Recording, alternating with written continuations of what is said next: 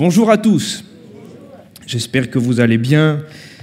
On va ouvrir la Bible ce matin dans l'évangile de Matthieu au chapitre 8.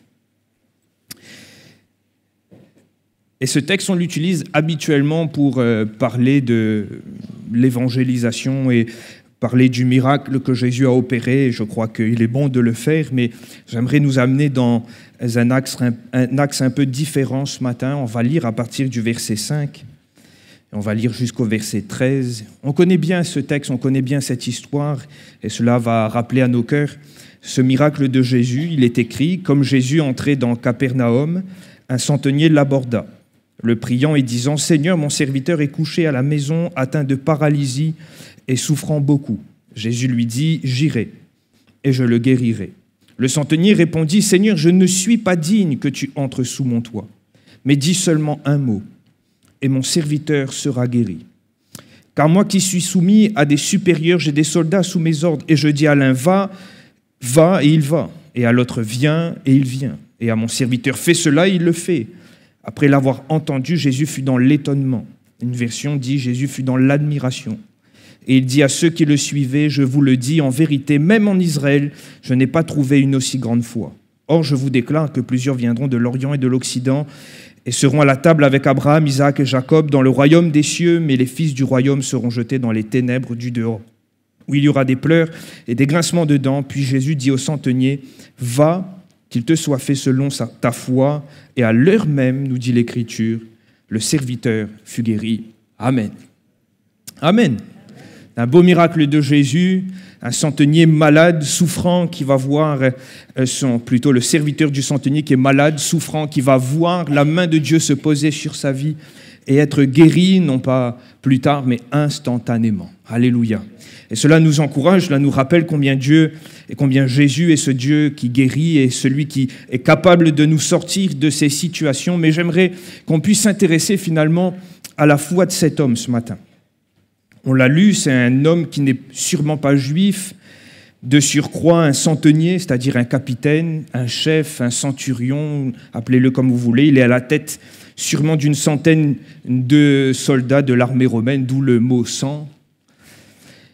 Et une traduction va nous dire, et je l'ai cité volontairement tout à l'heure, que Jésus a été dans l'admiration de la foi de cet homme. Et en repassant ces textes et en repassant ce texte sur mon cœur, j'ai dit « Mais Seigneur, mais qu'a fait cet homme ? Quelle foi a-t-il manifesté pour susciter cette réaction dans ton cœur, Jésus ? Qu'est-ce que cet homme a su voir, inspiré sûrement par l'Esprit ? Qu'est-ce que cet homme a su comprendre et quelle a été finalement la confiance qu'il a eue au point que la Bible nous dit, et littéralement ce terme est peut-être plus juste de dire que Jésus a été dans l'admiration de cet homme, l'admiration de ce que cet homme a manifesté cette foi. Et quand on regarde l'Écriture, et on connaît bien le texte, on l'a lu, cet homme a fait l'analogie avec son métier, son rôle, lui qui est capitaine, centurion, comme vous voulez.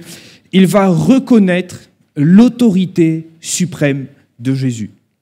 C'est ce qu'il va faire, hein. Il considère que lui, en tant que capitaine, chef, il peut dire à son serviteur d'aller, et le serviteur va. Qu'il peut dire à ce serviteur de faire ou de venir, et le serviteur va faire et il va venir. Mais il considère à ce moment, s'approchant de Jésus, que Jésus, lui, il a autorité également, mais sur des choses que l'homme ne peut pas avoir autorité. Que Jésus avait autorité même sur la santé de son serviteur. Au point de dire, mais Seigneur, autant que moi je puis dire à mon serviteur, fais, va, viens, il le fait, autant toi tu peux dire à la maladie de partir, tu peux dire à mon serviteur d'être guéri et il sera guéri. Cet homme par la foi, et moi je le crois, aussi qu'il y a une action de l'Esprit dans le cœur de cet homme pour qu'il puisse comprendre cette réalité. Il considère que Jésus a pleinement autorité sur ce centenier, sur sa santé. Et j'aimerais même en général élargir, je remarque que cet homme finalement a compris que l'autorité de Jésus était suffisamment élevée pour qu'il ait le contrôle sur tout. Et ce matin, c'est ce qui va faire le sujet de notre réflexion, la suprême autorité de Jésus, ou réaliser que Jésus a pleinement le contrôle de tout, sur tout, que Jésus est au-dessus de tout, que Jésus a toute autorité. Et on le chantait avant dans ce chant, « Majesté, louez sa majesté ». Et il y a ce fameux qualificatif « suprême autorité ». Et c'est comme ça que j'ai intitulé mon message « Suprême autorité ». C'est l'autorité de Jésus, frères et sœurs. Et il nous faut le comprendre parce que je suis persuadé d'une chose, que plus nous allons considérer combien notre Jésus, notre Dieu, a toute autorité, combien notre foi va être encouragée et combien nous allons pouvoir aussi vivre notre vie de foi différemment. Quand on regarde dans les Écritures, cette suprématie de Jésus est explicitement donnée et citée dans les écrits de Paul. On a cette épître aux Colossiens, on a l'épître aux Hébreux, et j'aimerais m'arrêter quelques instants sur l'épître aux Colossiens, cette épître que Paul va mettre en exergue finalement la suprématie de Jésus, lui qui est au-dessus de tout. Dans sa louange au chapitre 1er, l'apôtre Paul va nous montrer que Jésus est au-dessus. Il va mettre en évidence cette suprématie. Il est l'image de Dieu invisible. Et l'épître aux Hébreux va dire qu'il est le reflet de sa gloire, l'empreinte de sa personne. Considérez que Jésus est Dieu lui-même. L'apôtre Paul va dire qu'il est le premier-né de la création. Et considérez non pas qu'il a été créé, mais plutôt comme un titre d'autorité, c'est-à-dire qu'il était avant la création, mais qu'il est aussi celui qui a tout reçu en héritage. Le premier-né qui a tout reçu, celui qui a tout reçu de Dieu. L'apôtre Paul va dire qu'il est le créateur de toutes choses et celui par lequel toutes choses subsistent. L'apôtre Paul va même terminer cet énoncé et le redire au chapitre 2, que toute la plénitude, et comprenez-le ce matin, toute l'autorité, toute la puissance, toute la divinité est en lui. Alléluia. Dans ce Jésus dans lequel nous croyons, il a été placé au-dessus de toutes choses, frères et sœurs. Au-dessus de tout. C'est ce que l'apôtre Paul va dire. Il a été placé au-dessus de tout. Paul nous décrit un Jésus majestueux, exalté, transcendant. Au-dessus, et pour citer ce verset 21 du chapitre 1er de Colossiens, au-dessus de toute domination, de toute autorité, de toute puissance, de toute dignité, de tout nom qui peut être nommé non seulement dans le siècle présent, mais encore dans le siècle à venir. Il a été placé au-dessus. Et ce matin, j'aimerais le rappeler à ton cœur. Christ est cette suprême autorité. Lorsque nous reconsidérons également ces écrits de l'Apocalypse, là où nous est démontré, placé l'agneau immolé qui est Jésus, et sans aucun doute c'est Jésus. Dans ce chapitre 4, au verset 19, il est aussi question de la suprématie de Dieu. Il est aussi question de celui qui est à l'origine et qui par toute chose subsiste. Au verset 19, il est écrit « Tu es digne, notre Seigneur et notre Dieu, de recevoir la gloire et l'honneur et la puissance. Pourquoi ?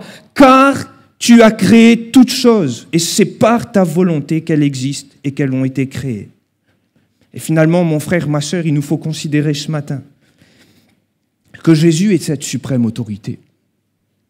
Il a tout pouvoir. Il est au-dessus de tout. Et j'aime bien parce que l'apôtre Paul, finalement, nous donne sur quoi le Seigneur est au-dessus de tout. Au-dessus de l'Église, parce qu'il est le chef de l'Église. Au-dessus de la création, il est le premier-né. Et toutes choses ont été créées par lui et pour lui et subsistent en lui.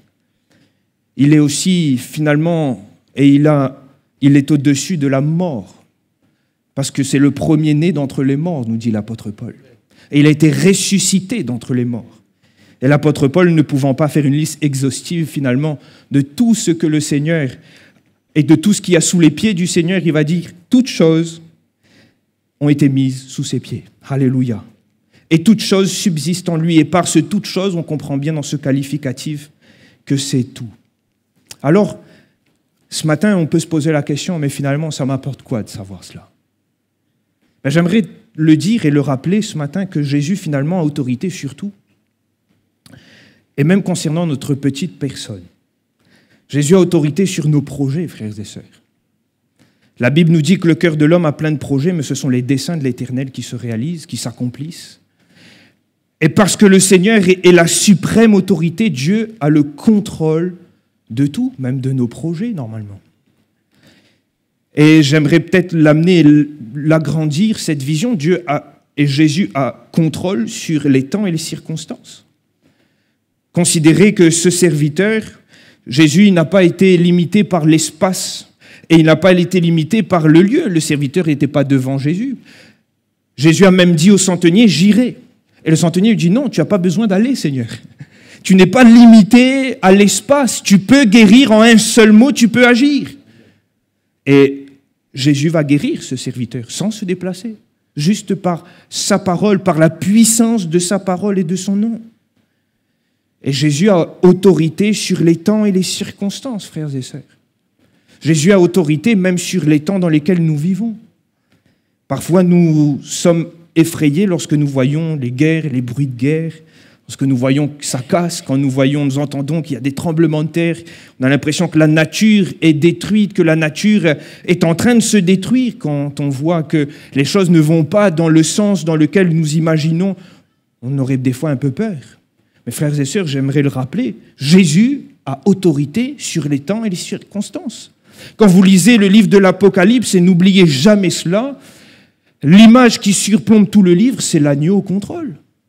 À chaque fois qu'il y a des jugements, c'est l'agneau qui déverse les jugements, qui ouvre les seaux. C'est l'agneau qui déverse les seaux et les coupes du jugement. C'est l'agneau qui dit on y va et au stop, on arrête. C'est l'agneau qui est au contrôle et à chaque fois qu'il y a ces temps de jugement, à chaque fois nous sommes ramenés au trône de l'agneau. Parce que l'agneau est au-dessus de tout. Il a autorité. C'est lui qui jugera. L'agneau a le contrôle également sur les circonstances, sur les guerres. L'agneau a même le contrôle, frères et sœurs, sur les autorités mises en place. Rien ne se fait sous ce ciel sans que Jésus ait donné son accord ou l'ait permis, parce que Jésus est cette suprême autorité. Même sur les temps et les circonstances, et peut-être cette parole est pour quelqu'un ce matin, même dans ta situation, mon frère. Parfois, on croit que les temps de désert, ce sont des temps parce qu'on s'est trompé, le Seigneur n'est plus là, il n'est plus avec nous. Mais même sur ces temps, le Seigneur a le contrôle. Regardez dans la déportation du peuple d'Israël. Le roi de Babylone a pu croire que c'était sous son contrôle, sous son autorité, sa puissance. Mais la Bible nous dit que c'était Dieu qui avait suscité ce roi pour juger le peuple d'Israël. Après, le roi de Perse, il pouvait croire que finalement, c'était selon sa bienveillance et sa bonté qu'il allait faire retourner le peuple. Mais non, Dieu avait arrêté les temps 70 ans, dit-il, après. Je susciterai un homme, il va citer le roi, afin que le peuple retourne à Jérusalem et le serve. Les temps sont sous son contrôle. Compliqué cette phrase, hein ? Sont sous son contrôle. Et c'est la réalité, frères et sœurs. Quelles que soient finalement les situations de nos vies, Christ reste cette suprême autorité. Quel que soit ce qui va se passer demain, qu'est-ce qui va se passer aujourd'hui, quelle que soit finalement l'orientation dans laquelle va aller notre pays, notre monde, Christ reste au contrôle. Et la Bible nous montre, même quand il y a des temps difficiles, Jésus va dire à ses disciples, il faut que ces temps arrivent. Et mon frère, ma sœur, on a besoin de se rappeler que Christ est cette suprême autorité. Christ a aussi autorité sur l'Église, frères et sœurs. Dans le texte, et je l'avais cité il y a 15 jours, lorsque je parlais du corps qu'est l'Église, et l'apôtre Paul va nous présenter Christ comme étant le chef suprême, la suprême. Il n'y a pas plus haut en termes d'autorité et en termes de chef, c'est Christ qui est le chef, la tête du corps qu'est l'Église. Et même dans l'Église, frères et sœurs, parfois peut-être a-t-on l'impression que les choses se font sous le contrôle ou sous la direction d'hommes, d'idées, de pensées. Mais frères et sœurs, mais j'aimerais le rappeler, Christ est au contrôle de son Église. Et il n'y a pas plus cher à ses yeux que son Église. Il l'a racheté au prix de son sang. Il s'est offert afin d'offrir sa vie en rançon pour chacune des personnes et chacun des membres que nous sommes dans ce corps qu'est l'Église. Et Christ est au contrôle. C'est lui qui ajoute. Parfois, c'est lui qui retranche aussi. Tel cet arbre et tel ce cep, les sarments qui ne portent pas de fruits. C'est lui aussi qui dirige, c'est lui qui prend soin, c'est lui qui sécurise. C'est Christ qui est au contrôle, frères et sœurs. Christ a autorité même sur nos corps. La Bible nous dit que c'est Dieu qui donne le souffle de vie. C'est Dieu qui le reprend aussi. Christ a autorité sur ce souffle que nous avons et que nous possédons, frères et sœurs. C'est pour ça qu'on n'a pas peur de la mort. Hein. C'est pour ça qu'on n'a pas peur finalement de partir, même quand nous vivons des temps de maladie. C'est le Seigneur qui sait si c'est le jour ou pas. Et dans le livre de Job, on voit que le Seigneur a fixé un temps, a fixé un terme à nos jours et personne ne peut aller au-delà. Alors on peut se battre, on peut lutter, frères et sœurs, mais quand le Seigneur a décidé, quand c'est marqué arrêter, c'est arrêté. Et quand c'est pas arrêté, c'est pas arrêté, frères et sœurs. Et c'est pourquoi on n'a pas peur, parce que nous sommes sous son contrôle. Christ est cette suprême autorité, tout a été mis sous ses pieds. Toutes choses existent, ont été créées et subsistent en lui, en Jésus-Christ. Frères et sœurs, j'aimerais avancer dans mon message en disant que si le Seigneur a cette autorité, si le Seigneur est cette suprême autorité, cette grande réalité, ce grand mystère de l'autorité de Jésus sur tout, se révèle finalement à la croix.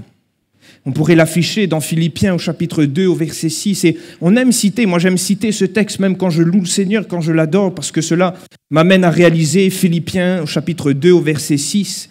Parlant de Jésus, va dire « Lequel existant en forme de Dieu n'a point regardé comme une proie à arracher d'être égal à Dieu. » Et là on reprend finalement les termes de l'épître aux Colossiens ou de l'épître aux Hébreux, l'empreinte de sa personne. On continue, il est écrit « Mais il s'est dépouillé lui-même, en prenant une forme de serviteur, en devenant semblable aux hommes, et ayant paru comme un simple homme, il s'est humilié lui-même, se rendant obéissant jusqu'à la mort, même jusqu'à la mort de la croix. C'est pourquoi aussi Dieu l'a souverainement élevé. Et on retrouve cette élévation et lui a donné le nom qui est au-dessus de tout nom, le nom suprême, l'autorité suprême. Et on continue, il est écrit, afin qu'au nom de Jésus, tout genou fléchisse dans les cieux, sur la terre et sous la terre. Et on retrouve finalement cette autorité qui est en Jésus.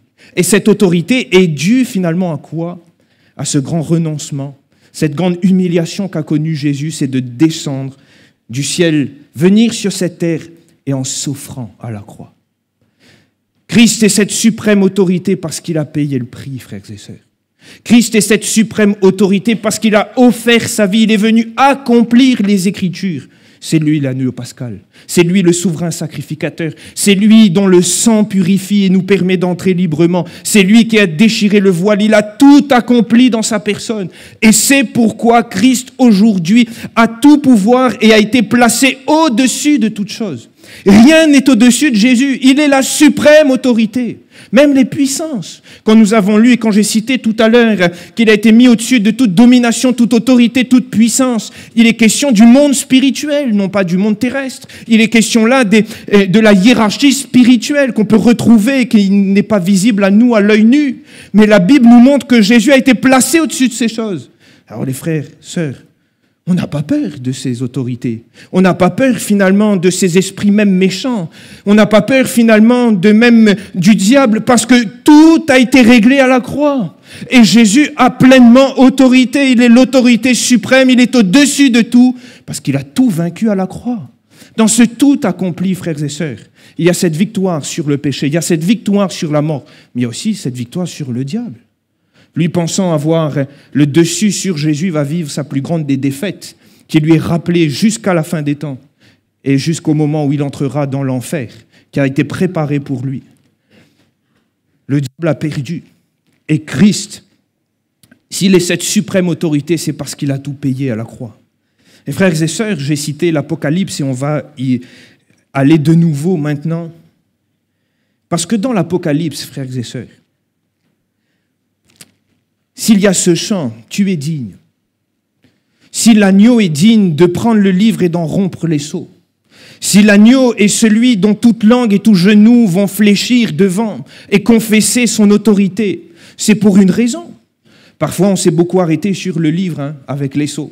On a voulu expliquer ce qu'était ce livre, mais le chapitre 5 nous révèle finalement la raison pour laquelle l'agneau est digne. Le chapitre 5 de l'Apocalypse nous révèle pourquoi il est digne de prendre le livre et d'en ouvrir les sceaux. Et on pourrait afficher le verset 9 du chapitre 5 maintenant de l'Apocalypse. Il est écrit, tu es digne de prendre le livre et d'en ouvrir les sceaux. Pourquoi? Car tu as été immolé Et tu as racheté pour Dieu par ton sang des hommes de toute tribu, de toute langue, de tout peuple, de toute nation et même de l'île de la Réunion et de la ville de Saint-Louis. L'agneau a été immolé. L'agneau s'est offert. L'agneau a versé son sang pour le salut des hommes et pour notre salut. Et c'est pourquoi il est digne. C'est pourquoi l'agneau est au centre. C'est pourquoi l'agneau est élevé. C'est pourquoi l'agneau est au-dessus de tout parce qu'il a payé le prix. Il a été immolé. Et il a racheté par son sang des hommes, des femmes. Il t'a racheté par son sang. Mon frère, ma sœur, si Christ est cette suprême autorité, il nous faut comprendre ce matin, c'est parce qu'il a versé son sang à la croix. C'est parce qu'il s'est offert. Et j'aimerais même aller plus loin maintenant. En comprenant que si nous sommes sous le sang qui a été versé à la croix, si nous vivons une vie en corrélation avec la parole de Dieu, si nous suivons Jésus, frères et sœurs, nous avons aussi accès à ce nom qui a pleinement autorité sur tout. N'est-il pas écrit dans Marc 16, versets 17 et 18 ? Et là, Jésus, il parle à qui ? À ses disciples. Il parle à ceux qui le suivent, ceux qui sont attachés à lui, ceux qui vivent selon sa parole. Voici les miracles qui accompagneront ceux qui auront cru. En mon nom, parce qu'il est supérieur, il est cette suprême autorité, ils chasseront les démons. Et on pourrait reprendre cette même particule tout au long du texte. En mon nom, ils parleront de nouvelles langues. En mon nom, ils saisiront des serpents. S'ils boivent quelques breuvages mortels, en mon nom, il ne leur fera point de mal. En mon nom, ils imposeront les mains aux malades et les malades seront guéris. Amen. Parce que nous avons accès dans le nom de Jésus, lui qui est supérieur, lui qui est la suprême autorité, lui qui a tout accompli, lui qui a versé son sang. Nous avons accès à ce nom tout-puissant si nous suivons Jésus, si nous sommes sous le sang de l'agneau, si nous sommes et nous vivons en corrélation avec la parole de Dieu, frères et sœurs. Nous aussi, nous verrons. Seigneur dit seulement un mot. Un mot. Et ce centenier avait compris, considéré combien Dieu avait autorité, combien Jésus était ce Dieu avec pleine autorité, une pleine autorité capable, sans se déplacer, de guérir. Parce que le nom de Jésus est puissant, parce que Jésus a toute autorité, parce que Jésus est pleinement élevé. Et mon frère, ma sœur, j'aimerais le dire, c'est par la foi que toutes ces réalités sont accessibles. Cet homme a fait cette belle déclaration à Jésus. Mais Jésus va souligner quoi ? Pas la déclaration, la foi de cet homme. Parce que c'est par la foi que cet homme a pu expérimenter ces choses. Et c'est là aussi où finalement, nous devons comprendre ce matin que, oui, Jésus est pleinement ce Dieu avec une pleine autorité. Jésus est supérieur, est au-dessus de tout. Tout a été mis sous ses pieds, tout existe et tout subsiste en lui. Que dans son nom, il y a toute la puissance qu'on n'a pas à avoir peur, mais toutes ces réalités, finalement, nous sont accessibles uniquement par la foi. Uniquement en nous approchant avec confiance du Seigneur. Mon frère, ma sœur, on n'a pas peur du van et de la poule noire dans le chemin. Si par la foi, dans le nom de Jésus qui a vaincu toutes ces choses et qui est supérieur, nous pouvons avancer. Si nous avons le nom de Jésus avec nous, si nous avons Christ en nous, si nous sommes sous le sang de l'agneau, on n'a pas peur de ça. On n'a pas peur des mauvais esprits. On n'a pas peur de la maladie. Mais pour ne pas avoir peur, il faut être dans la foi, frères et sœurs. Pour voir le malade guéri, le centenier a dû être dans la foi. Pour voir les esprits méchants partir, il faut être dans la foi. Pour pouvoir voir le Seigneur agir avec toute son autorité dans nos vies, ne pas avoir peur du désert, ne pas avoir peur de la maladie, des esprits, etc. Il nous faut être dans la foi. Et vivre sa foi, c'est aussi finalement se soumettre à cette autorité qu'est Jésus. Je l'ai cité tout à l'heure, et c'est le texte qui dit que toute langue confesseront et que tout genou fléchiront. Alors on le chante parfois, ça. Mais des fois, on oublie qu'avant que toute langue confesse et que tout genou fléchisse, il faut premièrement que c'est ma langue qui confesse et que mes genoux qui fléchissent. On aime bien que ce soit ceux des autres, mais on a plus de mal des fois à courber l'échine devant le Seigneur. Mais pourtant, il est question face à cette autorité qu'est Jésus, à cette suprême autorité dont il est et dont il a été mis au-dessus de tout, il est question de se soumettre, frères et sœurs. Ça, on aime un peu moins. Mais c'est la réalité de la foi aussi, frères et sœurs. Cet homme a dit « Je ne suis pas digne », il va se soumettre à Jésus, il va véritablement se soumettre aussi à la volonté. Si Jésus lui avait dit « Non, je t'accompagne », il aurait laissé Jésus entrer chez lui. Il va se soumettre totalement au Seigneur. Et il est question pour nous aussi, considérant finalement la suprême autorité qu'est Jésus, il est question pour nous de nous soumettre. Premièrement, question de se soumettre à sa volonté, frères et sœurs.